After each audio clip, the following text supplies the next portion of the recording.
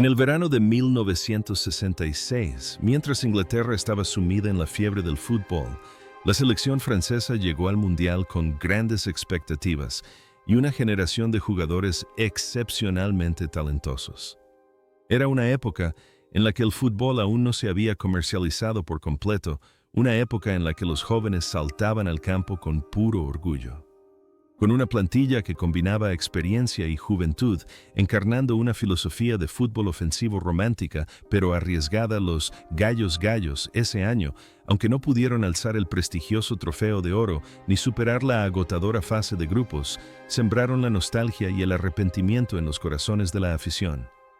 Eran un equipo de personalidades fuertes, auténticos artistas sobre el terreno de juego que sentaron las bases para la transformación del fútbol francés en las décadas siguientes. Pero tras esas feroces batallas en los campos de Wembley o White City, se esconden jugadores con destinos únicos. Ha transcurrido más de medio siglo como un río silencioso pero implacable que arrasó con su juventud y dejó huellas imborrables en sus vidas. Algunos se han convertido en leyendas en el banquillo construyendo nuevos imperios. Otros han optado por retirarse viviendo vidas sencillas con sus familias, y otros han visto sus vidas truncadas trágicamente, dejando tras de sí un dolor inconmensurable. Hoy viajemos al pasado, recordando la tumultuosa trayectoria de los 22 mosqueteros que vistieron con orgullo la camiseta azul en aquel verano inglés.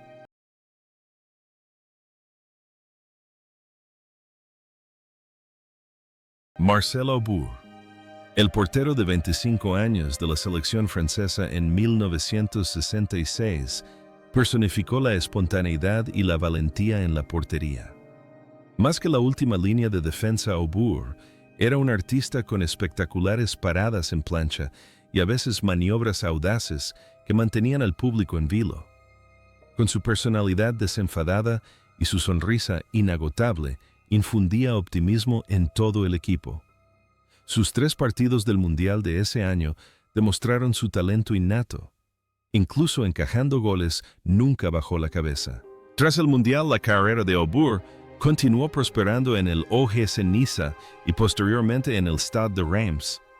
Se convirtió en uno de los porteros más queridos de Francia, no solo por su talento, sino también por su humor y su afición a bromear con compañeros y rivales. Tras retirarse, Aubure no abandonó el fútbol por completo, sino que optó por una vida de disfrute en el sur de Francia.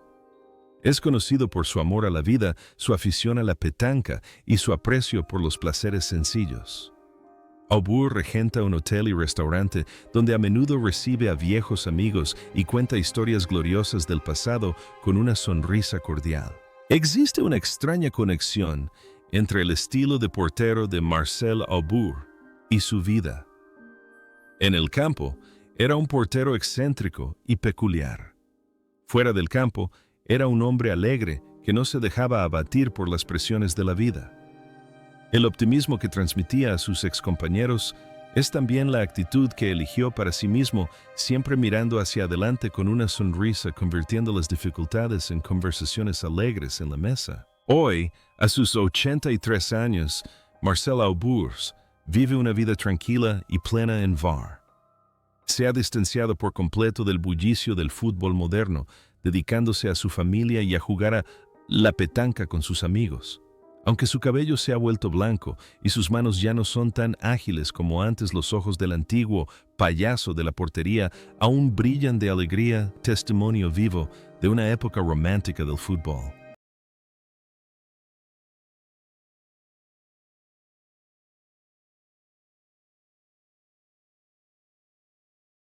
Marcel Arteleza es más que un simple central. Es una roca con el brazalete de capitán, el mayor apoyo moral para sus compañeros. A sus 27 años, con su complexión robusta y su semblante sereno, Arteleza proporciona una seguridad absoluta en la defensa.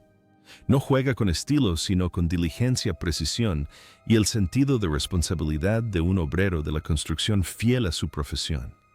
Su actuación en Inglaterra, aunque breve, demostró plenamente las cualidades de un capitán ejemplar, siempre en primera línea ante los implacables ataques del rival. Tras dejar atrás el protagonismo del Mundial, la carrera de Artelesa continuó en clubes prestigiosos como el AS Mónaco y el Olympique de Marsella. Es un símbolo de resiliencia, un héroe silencioso del fútbol francés de la década de 1960. Tras retirarse, Artelesa no eligió el glamuroso camino de la atención mediática ni la presión de un banquillo de entrenadores profesionales.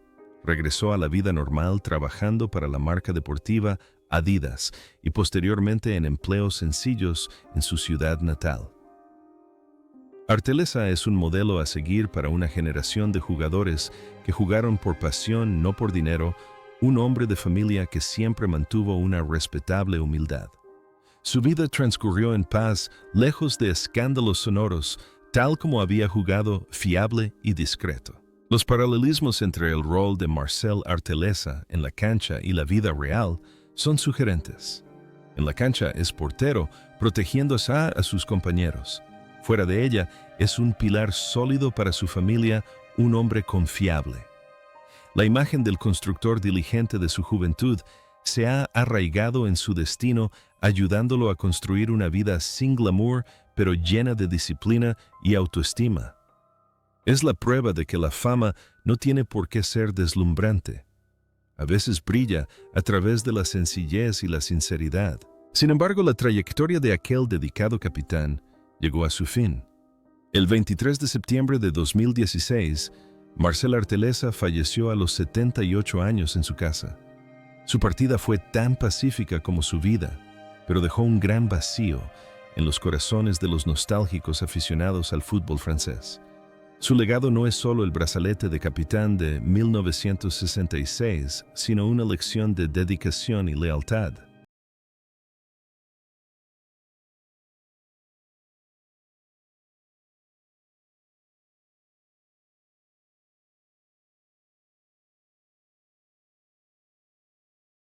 Philippe Gondet llegó al Mundial de 1966 como el delantero más temido de Francia tras haber marcado 36 goles en una sola temporada de la Ligue 1, un récord que se mantuvo durante décadas.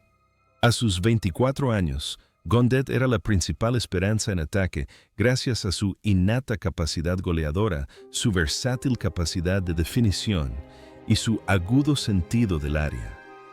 Sin embargo, en Inglaterra las lesiones y el marcado estrecho le impidieron brillar como se esperaba. No obstante, la imagen de un delantero extravagante del Nantes permanece grabada en la memoria de la afición. Tras el torneo, la carrera de Gondet se vio mermada por persistentes lesiones de rodilla. Nunca recuperó la máxima forma que había mostrado en la mágica temporada 1965 a 1966. Pasó por varios clubes pequeños antes de retirarse. Lejos de los terrenos de juego, Gondet optó por una vida tranquila lejos de los medios. Trabajó en el sector vinícola y de la informática, llevando una vida modesta en Nantes. Rara vez hablaba de su glorioso pasado, aceptando la realidad con la serenidad de quien ha experimentado tanto la gloria como la amargura. La historia de Gondet es la sombría de un talento destrozado por una lesión. En el campo era una estrella brillante, pero fuera de él, tuvo que aprender a aceptar la crueldad del destino. Sin embargo, la elegancia de su estilo de juego aún se evidencia en su forma de afrontar la vida con delicadeza sin resentimiento. Encontraba alegría en las cosas sencillas en lugar de lamentarse por lo perdido. Sin embargo, la trayectoria de este renombrado tirador llegó a su fin. El 21 de enero de 2018, Philippe Gondet falleció a los 75 años. Su muerte conmocionó a la afición del Nantes y al fútbol francés. A pesar de una carrera corta pero gloriosa, el nombre de Philippe Gondet permanecerá para siempre como una leyenda, un icono de la frágil pero brillante belleza del fútbol ofensivo.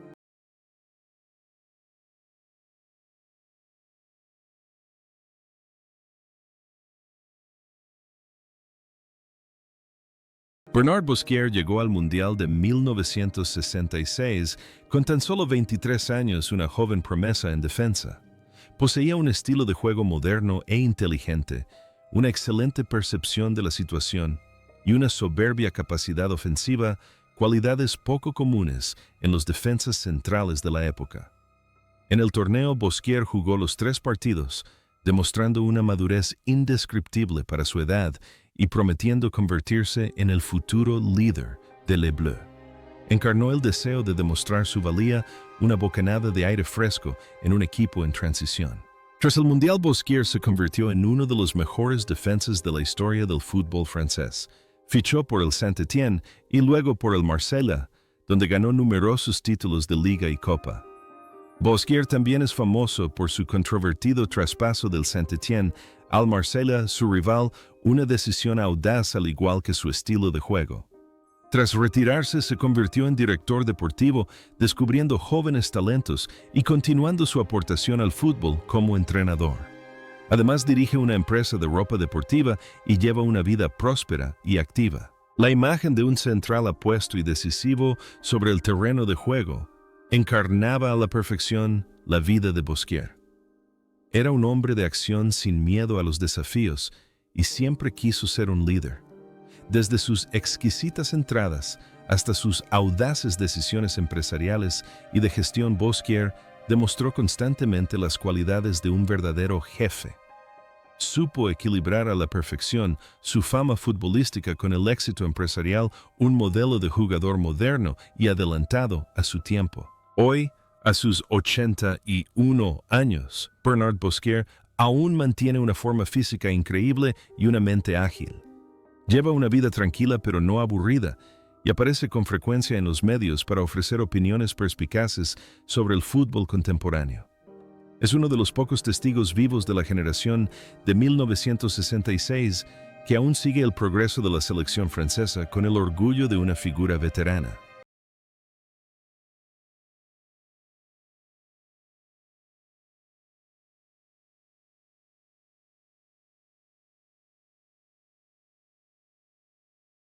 Joseph Bonel era una máquina de movimiento perpetuo en el mediocampo. A sus 27 años, el jugador del Valenciennes era un centrocampista trabajador sin miedo al contacto físico y siempre presente en las zonas clave del campo. Sin ostentación como las estrellas del ataque, Bonel era un héroe silencioso recuperando el balón incansablemente y conectando líneas. Su actuación en el Mundial de 1966 fue un testimonio de su dedicación, un trabajador diligente en un grupo de artistas siempre esforzándose al máximo por su país. Tras el torneo, la carrera de Bonel dio un giro brillante al fichar por el Olympique de Marsella. Allí se convirtió en una pieza clave durante la época dorada del equipo portuario, ganando numerosos títulos nacionales. Tras retirarse como jugador, Bonel se dedicó a la dirección técnica dirigiendo al Marsella y posteriormente a equipos menores. Fue un mentor estricto pero dedicado que inspiró a generaciones de jóvenes jugadores con su experiencia adquirida con esfuerzo. Bonel mantuvo una vida privada. Era un hombre de trabajo siempre apasionado por el fútbol, incluso en el ocaso de su vida. Las similitudes entre Joseph Bonel dentro y fuera del campo son sorprendentes.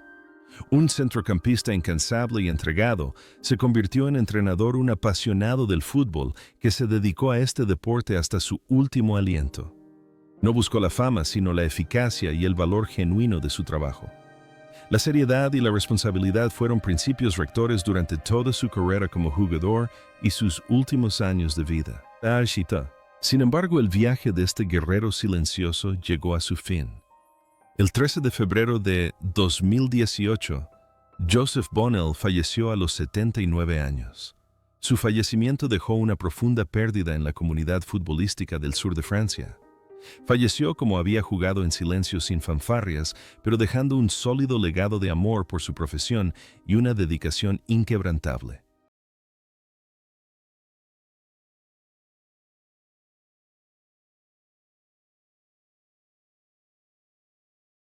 Robert Budzinski, o Bud, fue un central con una mente y una técnica magistrales. A los 26 años, fue una pieza clave del FC Nantes, un equipo que dominaba el fútbol francés con su famoso estilo de juego jeu à la nantaise. En el Mundial de 1966, Budzinski aportó elegancia a la defensa, un estilo basado en el criterio más que en la fuerza bruta. Representó la belleza de la inteligencia en el fútbol, un caballero en la saga. Sin embargo, la tragedia golpeó poco después. En 1968, una terrible fractura de pierna obligó a Budzinski a retirarse prematuramente a los 28 años, cuando su carrera estaba en la cima. Pero cuando una puerta se cerró, otra se abrió, y fue entonces cuando comenzó la verdadera leyenda.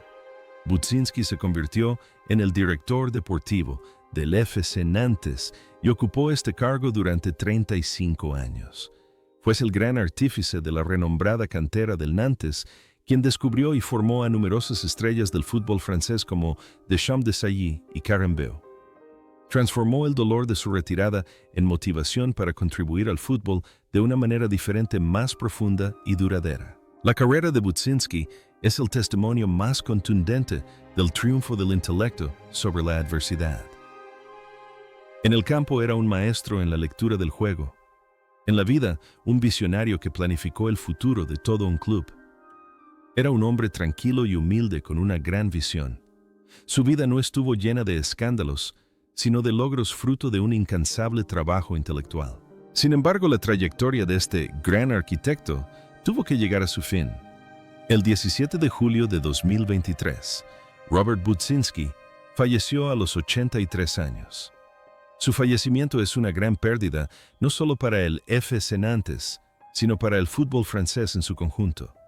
Su legado no se limita a títulos, sino también a una filosofía futbolística y un sistema de entrenamiento que ha elevado al fútbol francés a la cima del panorama mundial.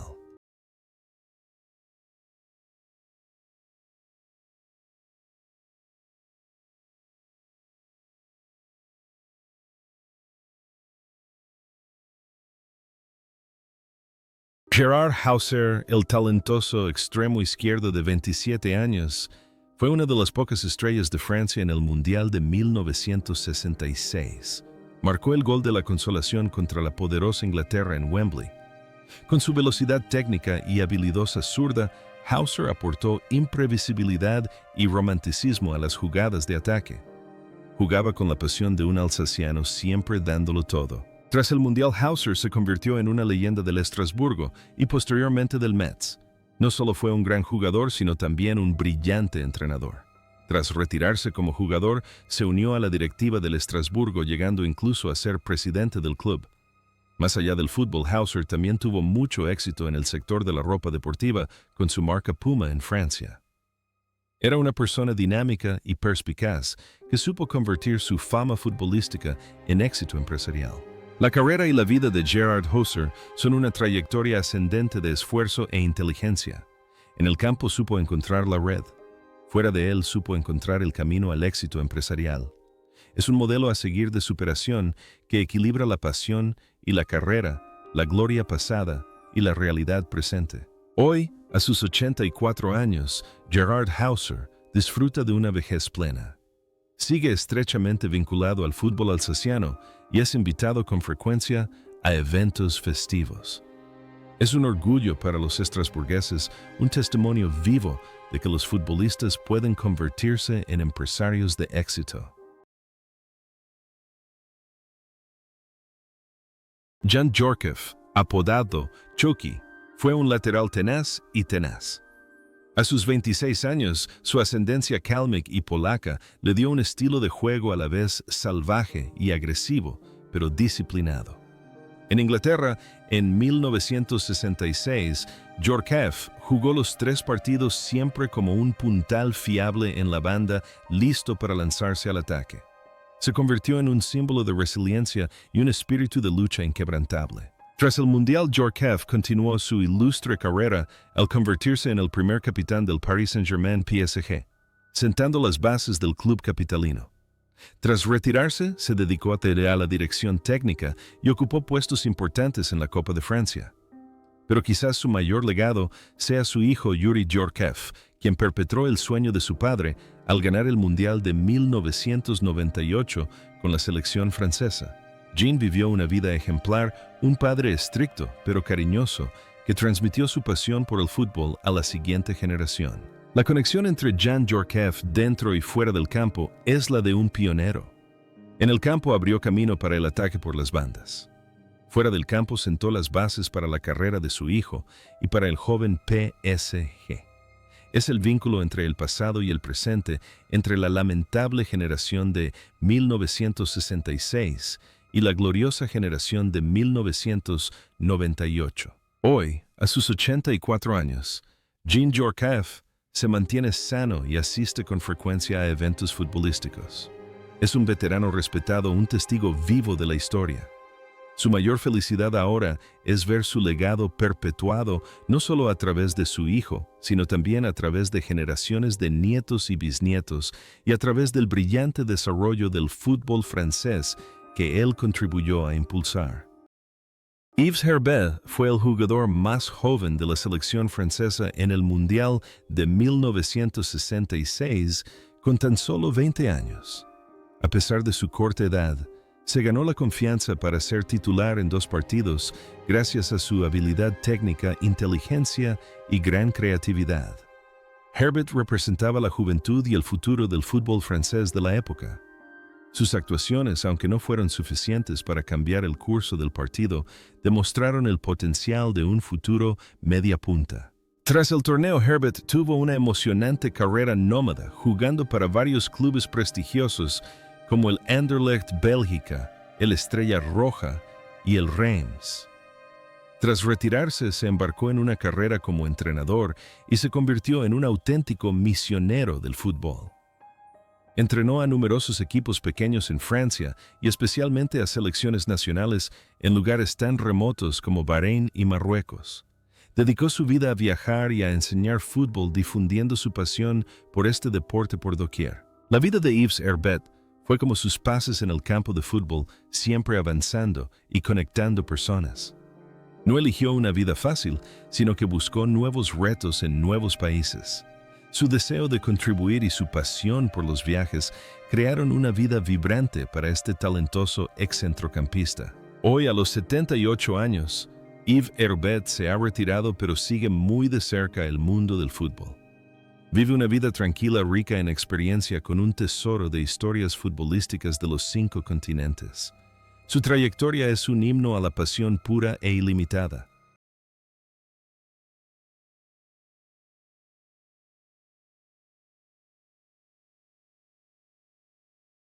Robert Herbin, con su característico pelo rojo y su apodo de Le Sphinx. La Esfinge fue una de las mentes más brillantes del fútbol francés. En el Mundial de 1966, a los 27 años, jugó 2 partidos demostrando una versatilidad y un pensamiento táctico excepcionales. Herbin jugaba no solo con los pies, sino también con la cabeza, analizando siempre con serenidad y controlando el juego. Era el alma del Saint-Étienne y del estilo de juego de la selección francesa. Sin embargo, su carrera como jugador fue solo el comienzo para la leyenda Robert Herbin. Tras retirarse, se convirtió en el entrenador del Saint-Étienne a la temprana edad de 33 años. Fue Herbin quien creó a los legendarios Diablos Verdes. Les Verts, un equipo que dominó el fútbol francés y conmocionó a Europa en la década de 1970. Era un estratega sereno, misterioso y a la vez increíblemente talentoso. Su vida personal también era privada y algo solitaria. Vivía solo en una casa aislada, haciendo amistad con sus perros y sumergiéndose en la música clásica y el vino. El contraste entre el ruido del estadio y la quietud de la vida privada de Herbin es impactante. En el campo comanda un ejército. En casa prefiere la soledad. Es un filósofo del fútbol, un hombre que ha dedicado su vida a contemplarlo. El misterio de la Esfinge lo persigue desde el campo hasta su vida cotidiana, creando una fascinación irresistible. Sin embargo, la trayectoria de este legendario estratega llegó a su fin. El 27 de abril de 2020, Robert Herbin falleció a los 81 años debido a una insuficiencia cardíaca y problemas pulmonares. Su fallecimiento marcó el fin de una época dorada para el Saint-Étienne. Partió en paz, tal como había vivido, dejando un vasto legado y un profundo sentimiento de pérdida para millones de aficionados de la camiseta azul.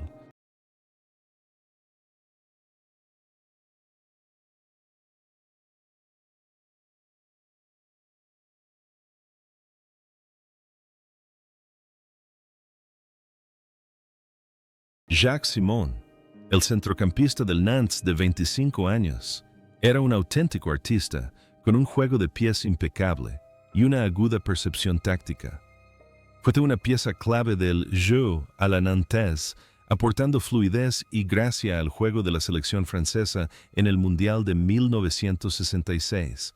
Aunque solo jugó 2 partidos, el exquisito control del balón de Simon siempre asombraba a los espectadores. Era de esos jugadores que jugaban al fútbol por puro placer. Tras el Mundial, Simon se trasladó a Burdeos y continuó jugando al máximo nivel durante muchos años más. Tras retirarse, optó por una vida alejada del bullicio del fútbol profesional. Regresó a su ciudad natal disfrutando de una vida tranquila con su familia y sus aficiones. Simon es una persona humilde que rara vez aparece en la prensa y mantiene un espacio privado y tranquilo. La vida de Jacques Simon fue tan apacible como su estilo de tocar. Sin fanfarrias ni conflictos, se deslizó por la vida con serenidad. Encontró la felicidad en la sencillez en lugar de perseguir la fama fugaz. Sin embargo, ese tranquilo viaje llegó a su fin. El 5 de diciembre de 2017, Jacques Simon falleció a los 76 años. Su partida fue tan suave como una brisa, pero dejó un profundo sentimiento de pérdida para quienes amaban el fútbol. Permanecerá para siempre en los hermosos recuerdos de una época romántica del fútbol.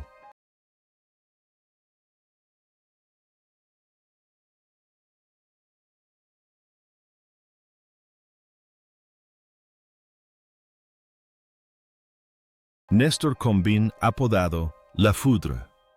El Relámpago es una historia memorable. Nacido en Argentina, Combin se nacionalizó francés y llevó al Mundial de 1966 una imponente exhibición de fuerza, velocidad y regate.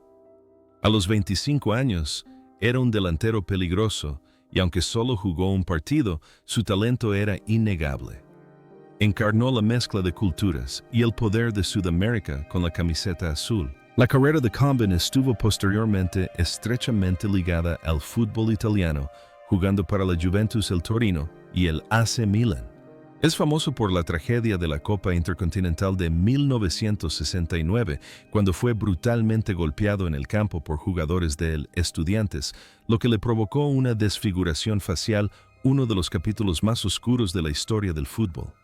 Superando ese dolor físico y mental, Combin continuó jugando y contribuyendo. Tras retirarse, se instaló en Francia, donde llevó una vida tranquila y rara vez habló de los dolorosos recuerdos del pasado. La vida de Combin es una película de acción llena de gloria y amargura. En el campo es un guerrero inquebrantable. Fuera de él, un superviviente de la violencia antideportiva. Su resiliencia es una lección de supervivencia.